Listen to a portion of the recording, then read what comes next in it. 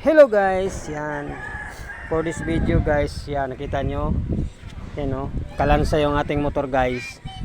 So, kinalansay ko guys. Yan o. Si Chichi ko guys kasi ayaw magkarga. Ayaw magkarga yung yung kanyang charger. So, ito yung ating stator guys, regulator guys. So, dito yung nagsimula yung pagcha-charge ng battery nito. Yan. Yan. So, yun guys. Yan. So, bago yung battery natin guys. Yan.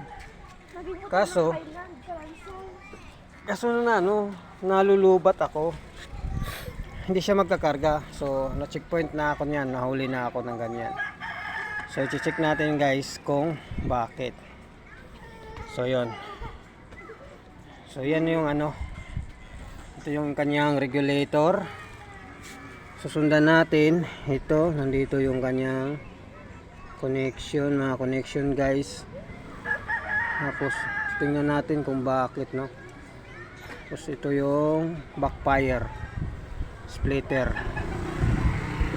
Tapos, dito yung mga sa loob nito, mga wires. Tapos, yung ating guys, tinanggal ko na rin yung ating tawag nito, CDI. So, ito yung CDI natin guys. Ito yung CDI natin. Yan. Kasi, pag tinanggal ko yung positive connection ng ating battery guys, namamatay po yung motor. So, ibig sabihin, hindi po nagkakarga. No?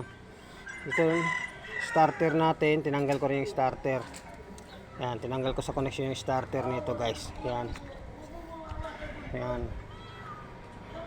Yan. So, yun guys, no? Check ko muna kung kung kailangan na bang magpalit ng magpalit ng regulator.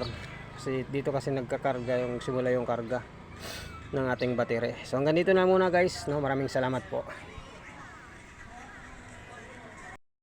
What's up mga kakalods? Confirm mga kalods, sira yung ating regulator. Yan. Yan. Sira yung ating ating regulator mga kalods. Kasi kung napansin nyo, may lumubo na po sa kanyang likuran. Ayan o. Ayan o. Ayan, may lumubo na po mga kalods.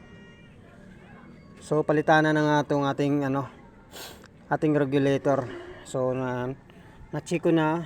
So ito yung ito yung papunta sa headlights natin. Ayan.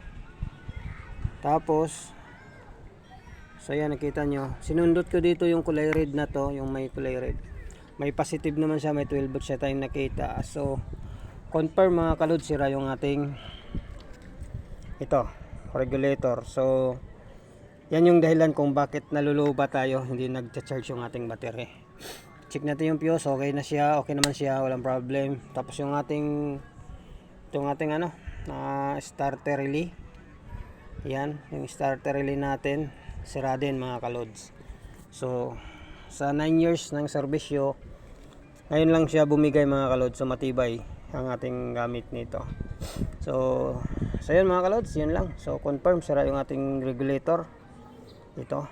Kaya tayo namamatayan ng ilaw, no? So hanggang dito na lang mga kalods. Maraming salamat po.